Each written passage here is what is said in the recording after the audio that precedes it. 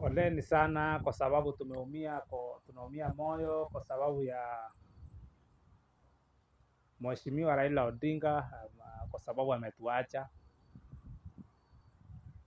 Kuna mengi mazuri ambayo amefanya, kunayo mabaya pia yamefanyika juu yake, lakini pia hatujasahau kuna mazuri, kuna mabaya.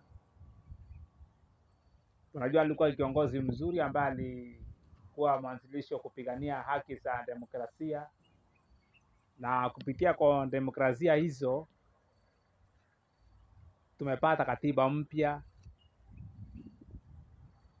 Katiba mpya imepatikana, na bila kusahau kuna mengi mazuri ambayo pia tumeyapata kutoka kwake.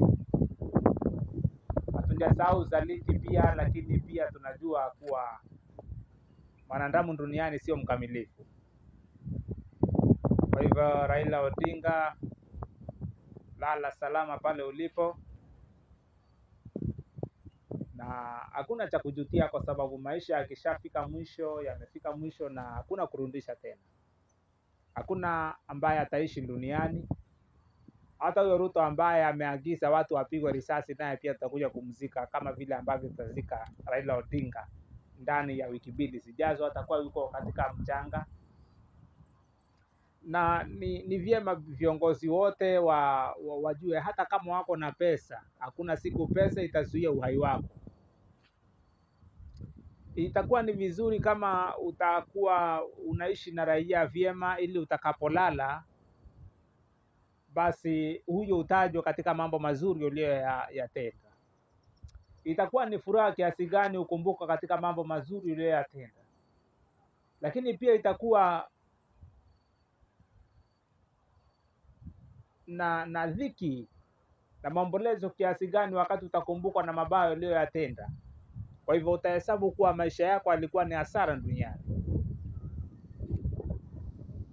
Heri utende mema, uishi vyema na watu. Hata kama una fedha, una mali, lakini utakumbuka kwa yale mazuri ambayo umeweza kuyatenda. Lala salama kule ulipo mzee. Na nashukuru kwamba mzee amelala wakati Wakenya tumefungua macho. Wakenya walikuwa wameelewa haki zao, wanaweza kuingia barabarani na kuandamana, na walikuwa wana uwezo wa kudai haki zao na wakasitambua haki zao. Hivi ndivyo Raila alivyosema, akasema kuwa nilipokuwa nimeketi kwangu naliona na nalisema. Sasa umefika wakati wa raia kutambua haki zao. Ni kweli tumetambua haki hizi kupitia kwa Raila. Mzee tunampa heshima hiyo, amefanya kazi kubwa, lakini hakuimaliza kazi, kwa sababu kazi iliyobakia imebaki na sisi ambao tuko hapa. Tuiendeleze kazi ambayo Raila Odinga ameiacha. Ni kweli alikuwa amezeeka na akili kuanza kurudi nyuma, mpaka akaanza kukooniwa na viongozi wabaya ambao hawakuwa na nia njema. Na walipofikiria kwamba takapomgrabu Raila Odinga na tumlete kwetu, basi watafanya maovu wanayoyataka na hakuna atakayeuliza. Lakini mzee umelala, umetuelimisha, tumejua haki zetu. Sisi kama taifa la Kenya tunaweza kujivunia, si kama mataifa kama ya Tanzania na Uganda ambao wanaweza kutesa viongozi wa upinzani.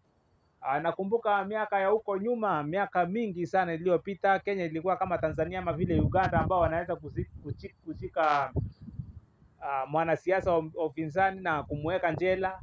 Ndiyo hali ambayo inaendelea katika mataifa ya bara la East Africa, kama vile Tanzania wamefunga Tundu Lissu, kama kule Uganda wamemfunga jela Kizza Besigye. Lakini Kenya tunafurahia kwa sababu hatujaona kiongozi yoyote ambaye ni upinzani amechukua akapelekwa jela. Kwa hivyo tunashukuru kwa sababu Raila ni mmoja wa kuchangia haya mambo, hizi haki kuweza kujulikana. Ni kweli hata kama alikuwa ana malengo yake ya kibinafsi, kwa sababu unajua wengi wanasema politics is interest. Kwa hivyo unapokuwa kiongozi, biashara zako zitakuwa huru, unaweza kuwa ulipi ushuru, unaweza kuwa, kuna vitu vingi sana unafaidi kutoka kwa serikali ukiwa kama kiongozi unayeongoza serikali. Kwa hiyo mzee tunajua ametusaidia kufikia hapo. Mimi nataka niseme hivi, Ruto alikuwa anatembea chini ya kivuli cha Raila Odinga. Hivi sasa sijui atatembea chini ya kivuli cha nani. Hakuna lisilo na mwisho.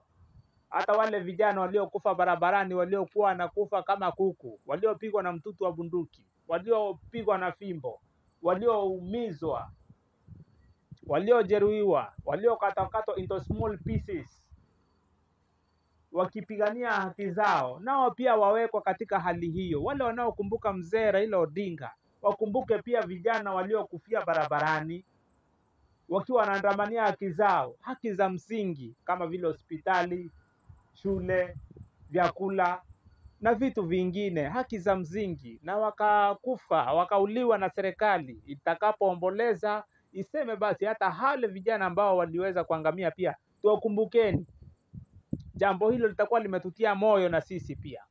Kila mmoja yuko na sehemu yake katika sayari hii, na utakapolala, wewe mwenyewe utakapolala, hakikisha wajibu wako umeutimiza. Hakikisha kuna sehemu, kuna play parts ambao umecheza katika sehemu hii. Hakikisha njiulize, mimi nimepigana kiasi gani, nimesaidia watu wangapi? Je, nimefungua watu wangapi macho?